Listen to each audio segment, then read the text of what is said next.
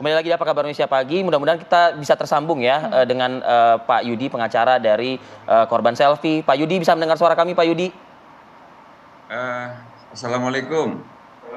Waalaikumsalam. Selamat Pak pagi. Yudi, langsung saja Pak Yudi. Tadi Pak Kabid memberikan pernyataan bahwa yang disampaikan oleh Sugeng, supir dari Ibu Nur ya, yang memang ada di dalam kendaraan tersebut, ini membantah pernyataan Pak Sugeng yang mana berdasarkan pemeriksaan beberapa saksi oleh kepolisian dan bukti juga akhirnya ditetapkanlah tersangka kepada supir yakni Sugeng tersebut. Komentar Anda? Ya, pertama pernyataan supir, driver, dan pernyataan Ibu Nur di dalam berbagai media massa itu bantahan terhadap pernyataan kepolisian sebelumnya. Satu, bahwa masuknya mobil itu bukan menerobos tetapi atas izin dari suaminya, Ibu Nur, yang kebetulan bertugas menjadi penyidik di dalam kasus Wawon. Jadi ada di dalam barisan, nggak tahu di mobil ke-1, ke-2, ke-3 Perlu itu. pertegas, Itu artinya yang dihubungi oleh Ibu Nur pada saat itu, suaminya itu ada di dalam iring-iringan kendaraan tersebut? Iya, itu kata Ibu Nur ya, yang sudah dipublish di berbagai media itu. Oke.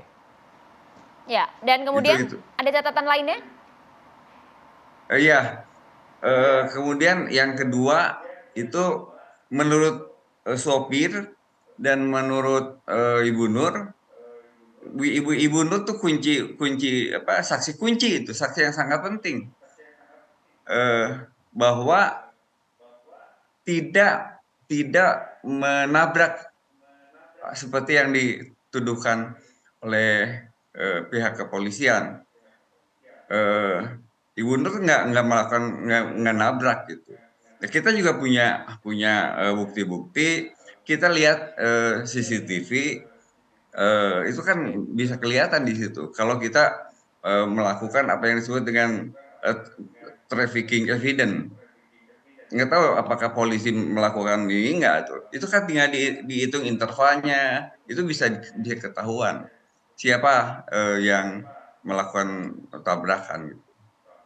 Nah, Ya. sekarang kan Baik, Pak Yudi, pernyataan dari pihak kepolisian berubah-ubah terus. Berubah terus gitu. Asalnya dibilang menerobos, sekarang dibilang mobilnya ada di belakang katanya. Mobil Audi itu di belakang, tidak menerobos. Nah, kemudian hari ini Sugeng dari tadi malam driver itu sudah ada di kantor polisi sekarang. Ada di itu sudah jadi ranah dari Polda Jawa Barat ya. Tapi Terima kasih banyak, Pak. Saya sebetulnya ingin langsung ke Pak Wahyu. Tapi Pak Ibrahim sepertinya perlu juga menanggapi pernyataan Pak Yudi ini. Sedikit ke Pak Ibrahim mungkin, Pak Ibrahim. Ya, Mas Arief. Ya. Pak Kabid mendengar ya? Apa yang disampaikan? Halo, baik. Ya, silakan. Ya, jadi seperti yang disampaikan oleh Pak Yudi, kita juga berharap semua dengan didasari dengan fakta-fakta dan juga dasar-dasar yang cukup bisa dipertanggungjawabkan ya. Jangan berdasarkan dengan asumsi-asumsi yang akhirnya menggiring opini publik. Pertama, kami terus terang tidak tahu arahnya Pak Yudi ini arahnya kemana. Tetapi untuk penyidikan kita sudah lakukan sesuai dengan normatif, aturan, prosedur yang ada dan sudah pembuktiannya itu berdasarkan scientific investigation dan bisa kita pertanggungjawabkan. Artinya akuntabel data tersebut. Kalaupun misalnya ada pernyataan misalnya dari tersangka, ini kan merupakan upaya-upaya subjektif. Nah, sehingga ini yang perlu kita klarifikasi, seperti pembuktian pengingkaran yang dilakukan oleh sang driver bahwa tidak menabrak. Sementara bukti-bukti sudah menunjukkan seperti adanya bekas goretan di kendaraan tersebut, kemudian saksi kunci yang ada di dalam kendaraan tersebut juga merasakan adanya getaran atau adanya perasaan benturan pada saat kejadian tersebut. Jadi juga keterangan-keterangan yang melihat keadaan pada saat tabrakan, ada saksi yang berada di pinggir jalan, ada saksi yang berada di belakang kendaraan Audi, dan ada juga saksi yang ada di depan kendaraan Audi tersebut. Sehingga memang arahnya Itu yang sudah jelas kepolisian bahwa untuk menetapkan Sugeng sebagai tersangka ya Pak ya. Dan Benar. kalau misalnya kita lihat juga Pak, Kapolres Cianjur AKBP Doni Hermawan pada saat press release juga menyampaikan bahwa namun setelah kami lakukan identifikasi nomor kendaraannya, diduga nomor kendaraannya tersebut adalah nomor palsu dan ini masih kami dalami. Betul demikian Pak Ibrahim? Benar. Dan juga ini kita juga perlu mengklarifikasi terkait rombongan kepolisian tersebut. Perlu saya sampaikan di sini bahwa rombongan kepolisian tersebut ini terdiri dari 8 kendaraan, di mana 2 kendaraan ini merupakan pertama kendaraan pengawalan yang berada paling depan, kemudian ada kendaraan penutup yang berada paling di belakang. Jadi kendaraan yang dikawal itu ada 6 kendaraan, ada 6 unit kendaraan yang dikawal di depan. Kalaupun misalnya di belakang kendaraan penutup ada kendaraan umum yang ikut di belakang, itu tidak menjadi tanggung jawab dari rombongan tersebut. Nah, ini yang perlu diperjelas. Jadi mohon kami harap Pak Yudi juga memahami kondisi ini dan melihat secara objektif sehingga bisa memberikan fakta-fakta yang benar untuk diberikan informasi ke publik. Karena memang apabila ada informasi-informasi bahwa ikut atau tidak, ini tidak menjadi problem dari esensi kecelakaan ini.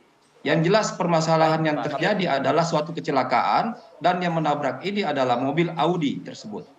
Jadi memang ada juga pertanyaan yang mengkaitkan antara rombongan dan kendaraan Audi tersebut. Saya pertegas bahwa tidak ada rombongan yang terdiri dari mobil Audi tersebut. Jadi tidak ada keterkaitan dengan rombongan tersebut.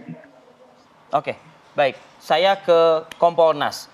Belum usai Kompolnas membahas juga terkait dengan insiden kecelakaan di Depok ya, yang menimpa mahasiswa UI. Kita turut bersimpati juga dengan insiden tersebut. Nah, ini Kompolnas sudah lagi ya, mungkin dimintakan juga. PR lagi. PR lagi. Apa yang bisa dilakukan oleh Kompolnas melihat ini? Tentu ada pro dan kontra di sini. Jadi terima kasih Mas Fadil dan Mbak Maria. Kasus ini memang bagi Kompolnas salah satu kasus yang menonjol, artinya menjadi perhatian publik. Kami mengamati dan tadi malam sempat diskusi panjang dengan baik internal maupun dengan beberapa teman, karena sekarang ini kan beredar 2 versi, versi polisi dan versi netizen. Dan versi netizen bermacam-macam, bahkan juga ada video yang versi netizen yang beredar di media sosial. Lalu malam kan ada penetapan tersangka yang disampaikan oleh Kabid Humas. Kami Kompolnas melihat sebagai pengawas eksternal, tapi sebagai representasi publik, kami melihat dari dua-duanya. Artinya apa yang dilakukan oleh Polda Jabar, apalagi Polda Jabar sudah menggunakan dengan TAA, Traffic Accident Analysis. Itu dijelaskan oleh Pak. Ya, itu merupakan salah satu metode scientific crime investigation di bidang lalu lintas. Artinya dari sisi ilmiah, akademik bisa dipertanggungjawabkan. Sementara dari pihak keluarga dan netizen juga beredar berita, beredar informasi, termasuk statement dari sopir. Tetapi kami melihat mungkin kita harus melihat secara komprehensif lah. Yang pertama, ada pernyataan mengenai mobil masuk iring-iringan. Saya kira kami Kompolnas pengacara sudah menjelaskan juga menghubungi suaminya yang ada juga di iring-iringan. Kami Kompolnas akan melakukan kewenangan kami kan melakukan klarifikasi. Kami tentu besok yang kaitan dengan di Srengseng itu di Depok, besok pihak Polda akan ke kantor Kompolnas untuk menjelaskan. Nah, kasus ini tentu kami juga nanti akan proaktif kami ke Polda Jabar, mungkin kami akan menghubungi juga lewat Kabid Humas untuk melihat detailnya. Karena begini, dalam aturan Undang-Undang nomor